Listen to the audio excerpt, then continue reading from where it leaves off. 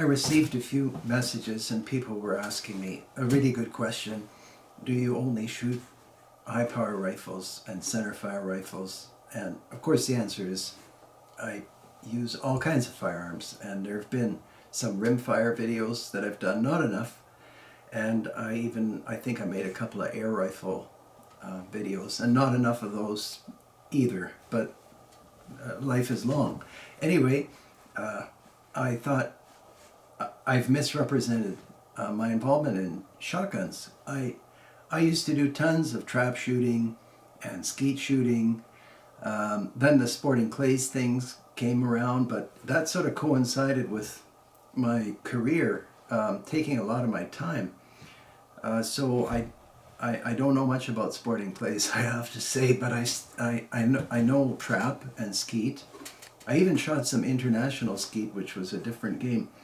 But I thought I better take out some of these shotguns and share them with you, because so many good times at the Trap Club. I mean, just fantastic experiences with men and women alike, some young people as well.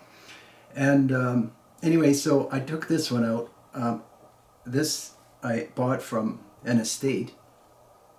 I think I indirectly knew the owner, who moved to a better world, and it's in Ithaca.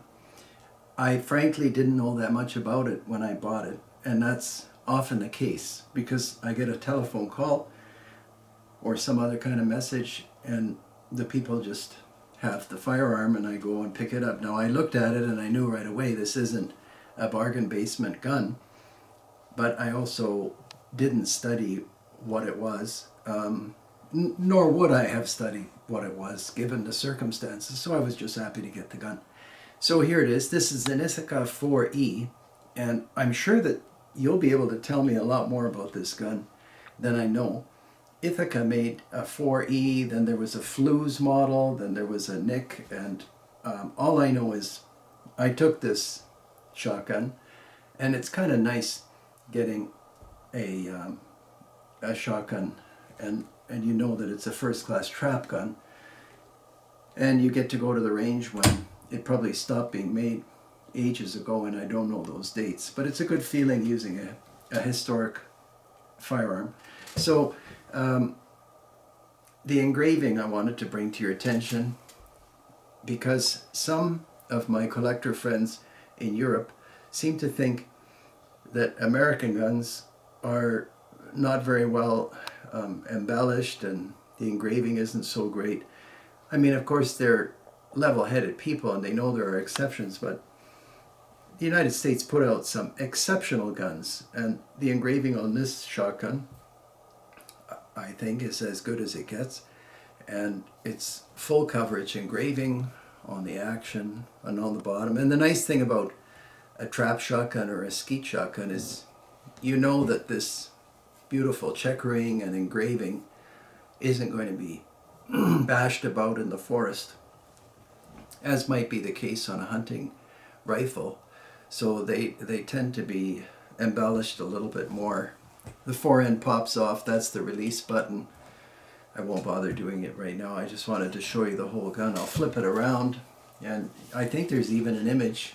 Yeah, there's an image on the action of a trap shooter, and the forend is flared. It's kind of a beaver tail design. It was very comfortable to shoot, and it has the two beads. It has a mid bead, and then unfortunately the front bead fell off, but it's not hard to replace that.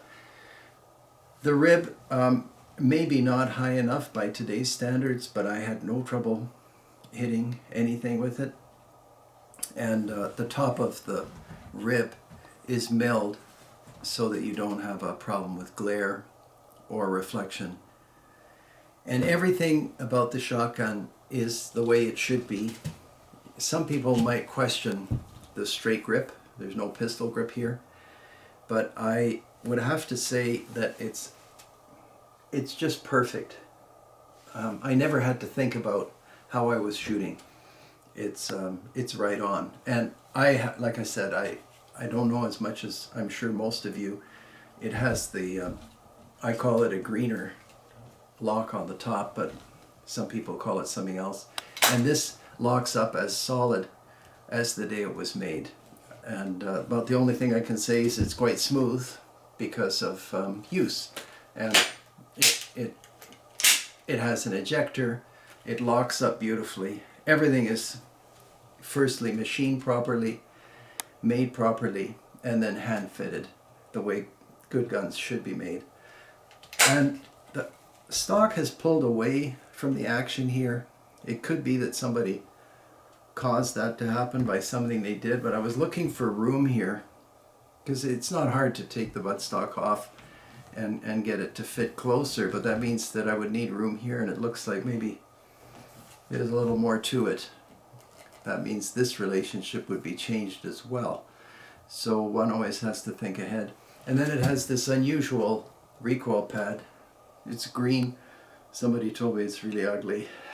Maybe it is, but it worked for me. And you know, when something's in place, I always think, well, should I take it off? And just because, and I thought I'll leave it. It's that gentleman liked it, and I was happy to be the next owner of the shotgun.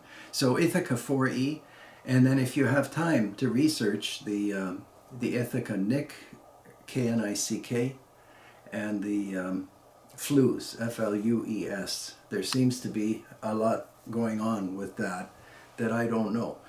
But this is what I have, this is what I shot trap with. It's an excellent game, wonderful people at the trap clubs, and same with the skeet. And I thought I'd show you that, and I'm going to make an effort to show you more shotguns because, well, in a lot of ways, they're easier to use, and there are a lot more places that one can shoot a shotgun, and they have these different games. I should learn more about sporting clays, and well, you know, like with everything else, it's just a matter of time. Anyhow, there it is. So Ithaca 4E, and that's worth looking into. And thanks for watching as always. Take care.